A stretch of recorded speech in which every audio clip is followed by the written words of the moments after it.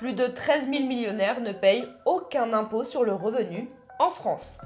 En 2024, plus de 18 000 foyers disposant d'un patrimoine immobilier supérieur à 1,3 million d'euros n'ont payé aucun impôt sur le revenu. Si on exclut les personnes dont le foyer fiscal n'est pas en France et celles décédées pendant l'année, le nombre reste quand même très élevé, 13 335. Et ça, on l'apprend dans une note inédite de Bercy fournie à la Commission des finances au Sénat. Alors, comment c'est possible ? D'abord, être riche en patrimoine ne veut pas forcément dire avoir beaucoup de revenus. Vous pouvez posséder un bien qui a explosé en valeur sans pour autant toucher beaucoup en salaire. Par exemple, dans la ville de Saint-Martin-de-Ré sur l'île de Ré, le prix du mètre carré a quasiment doublé entre 2014 et 2025. Prix moyen aujourd'hui entre 7 000 et 8 000 euros le mètre carré. Deuxième cas de figure, des particuliers possèdent d'importants biens immobiliers en France, mais n'y résident pas. Leurs revenus sont imposés dans le pays où ils vivent. Mais ça ne suffit pas à expliquer tous ces chiffres. Troisième piste, certains revenus sont légalement exonérés et n'entrent pas dans le calcul du revenu fiscal de référence. La plus-value sur la résidence principale par exemple. Et certains placements permettent de différer l'impôt.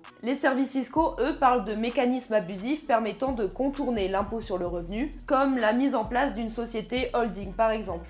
Alors, optimisation pour certains, fraude pour d'autres, Bercy cherche depuis des années un moyen de régler la sous-imposition des grandes fortunes, des tentatives qui se sont heurtées au lobbying du patronat et à des résistances politiques et économiques. Résultat, aujourd'hui, près de 10% des foyers soumis à l'impôt sur la fortune immobilière ne payent aucun impôt sur le revenu.